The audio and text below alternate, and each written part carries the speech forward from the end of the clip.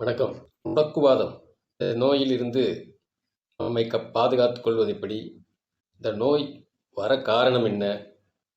இதற்கான சித்த வைத்தியத்தில் மருத்துவ தீர்வு என்ன என்பதை பார்க்கும் முன், சித்த வைத்திய பாரம்பரியத்தில் வந்தவர்கள் என்ற முறையில் இந்த முடக்குவாதத்திற்கான பயனுள்ள வீடியோவை உங்களிடம் பகிர்ந்து கொள்வதற்கு முன், நமது வீனஸ் ஸ்டார் சேனலில் இதுபோன்ற மருத்துவ பயனுள்ள பல வீடியோக்களும் என்டர்டெயின்மெண்ட்டுக்கான பல வீடியோக்களும் இந்த வீடியோவின் லிங்கில் தரப்பட்டுள்ளது.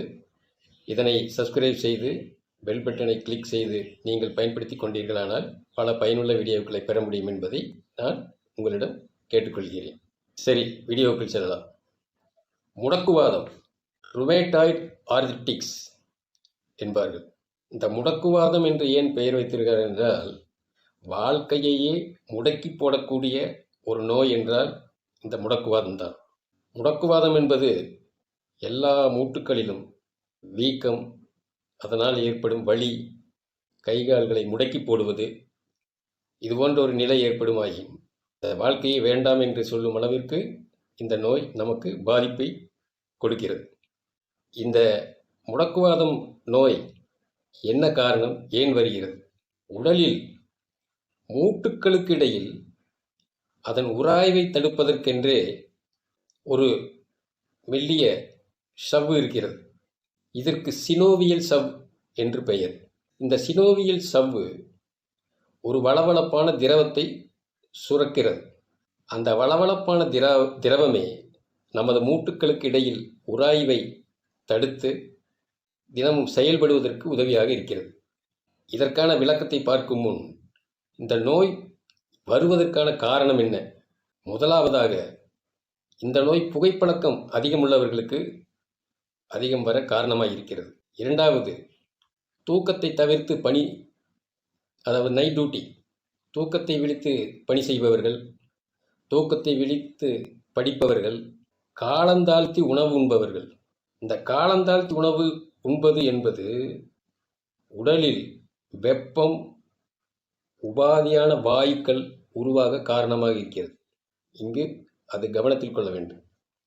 நாம் எடுக்கும் உணவு ஒரு குறிப்பிட்ட நேரத்திற்குள் செரிமானத்திற்கு உண்டாகி அதனுடைய சத்துக்கள் குளுக்கோஸாகவும் சத்துக்களாகவும் உடலில் பகிர்ந்து கொடுத்தபின் குறிப்பிட்ட நேரத்திற்கு பின் மறுபடியும் பசியை உண்டாக்கி உணவு கேட்கும் பொழுது நாம் அந்த நேரத்தில் உணவை எடுத்துக்கொள்ளாவிட்டால் நமது இரைப்பையில் பல மாற்றங்கள் உருவாகிறது.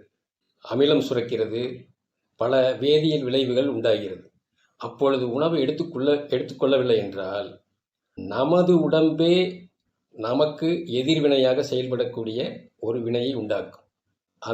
நான் சொல்லும் இந்த காரணம்தான் இந்த முடக்குவாதத்திற்கு ஒரு காரணம். அதற்குத்தான் இந்த விளக்கம். அதை எப்படி என்று பிறகு சொல்கிறேன். இப்போ வர காரணங்களை என்பது பார்ப்போம். இந்த சரியான நேரத்துக்கு உணவு எடுத்துக்கொள்ளாவிட்டால் நமது உடலில் டாக்ஸின், அதுவே கெட்ட இரத்தத்தை உண்டாக்குவதற்கும் உடலுக்கு கேடு விளைவிக்கக்கூடிய வாயுக்களை உண்டாக்குவதற்கும் காரணம் என்பதை சொன்னேன். இதனால் உடலில் நீர் கோர்த்து உஷ்ணம் உண்டாகி அந்த உடல் மூட்டுக்களில் ஒரு வறட்சி நிலையை உண்டாக்குவதற்கு காரணமாக இருக்கிறது. இதனால் அந்த மூட்டுக்களின் இயக்கம் தடைபடுகிறது. அதனால் வலி உண்டாகிறது. அடுத்த காரணம், நமது உடலுக்கு தேவையான புரோட்டீன் உணவு. இது மிக மிக அவசியம். முட்டை, மாமிசம், இது போன்ற புரோட்டீன் சத்துக்கள் அதிகமுள்ள பயறு வகைகள், இது போன்ற புரோட்டீன் சத்துள்ள உணவுகளை நாம் எடுத்துக்கொண்டோமானால் நமது எலும்புகளுக்கும் நரம்புகளுக்கும் வலுவடைய உதவும். அடுத்தது மிக மிக முக்கியமானது, அந்த சூரிய ஒளியில் உள்ள வைட்டமின் சத்து நமது உடலில் படாமல் இருக்குமானால் எலும்புகள் பலவீனமடைவதற்கு மிக மிக முக்கிய காரணம். முதலில் சொன்ன புரோட்டீன் சத்தும் இந்த சூரிய ஒளியும் சூரிய ஒளி ஒரு அரை மணி நேரமாவது நமது உடலில் இளம் வெயிலில் நமது உடலில் பட வேண்டும். முக்கியமாக இந்த சூரிய ஒளி நமது உடலில் பட வேண்டும் என்பதற்காகத்தான் அந்த காலை நேரத்தில் உடற்பயிற்சி என்பது மிக முக்கியமாக சொல்லப்படுகிறது.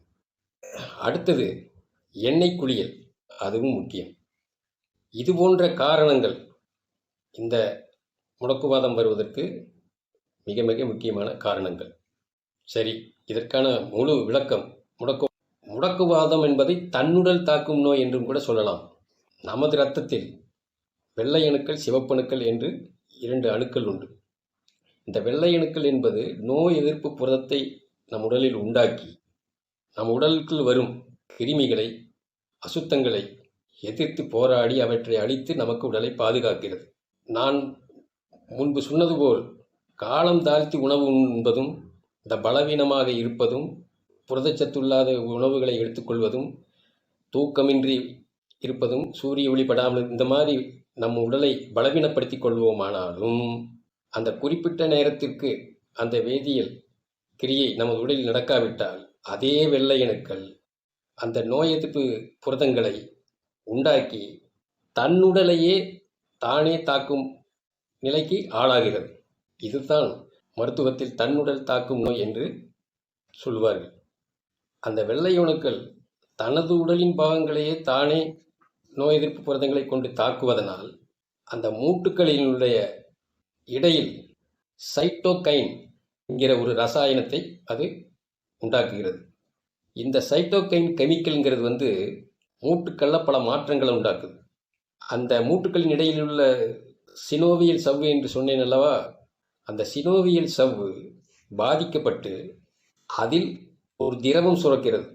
சுரக்கப்படும் அந்த அதிகப்படியான திரவமே நமது உடலில் வீக்கத்தை உண்டாக்கி அங்கங்கு மூட்டுகளுக்கு வீக்கங்கள் உண்டாவதற்கு காரணம் இதுதான்.